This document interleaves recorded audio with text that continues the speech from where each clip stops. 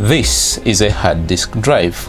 Call it hard drive, or that piece of hardware on which you store your information. Movies, files, documents, all are stored in this.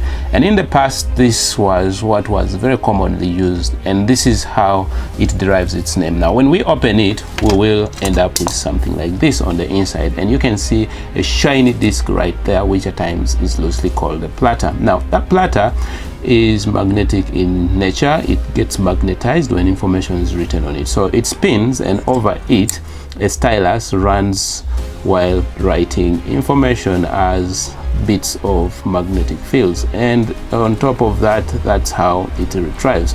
So anyway, in case you're wondering how the hard drive looks like, it is like this, and this is the head, more like a stylus of a gramophone, and this is the disk platter. Now this is an electromagnet that helps move this. It's actually a permanent magnet that helps move this along this direction while this one spins, and this is the board that actually controls everything that's happening inside the hard drive, that tells this platter where to go, or where the head should find what kind of information, or where there is space available. Anyway, in case you're wondering, this is the parallel type. Recently came the SATA version, which has this kind of connections, and that's the difference at the tip of it. It's a very beautiful piece of thing. The only problem is that since this head had to be suspended precisely above this platter as this platter spins, it was very susceptible to failure and falling, and this tip would just rip off.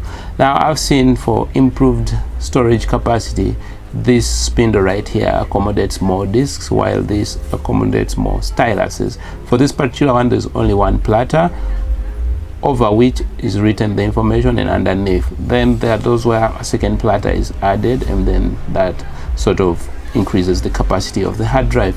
But we've long migrated from this form of storage, and we now on solid state because they are much faster when reading and writing information, since there's no spinning pad to have to deal with.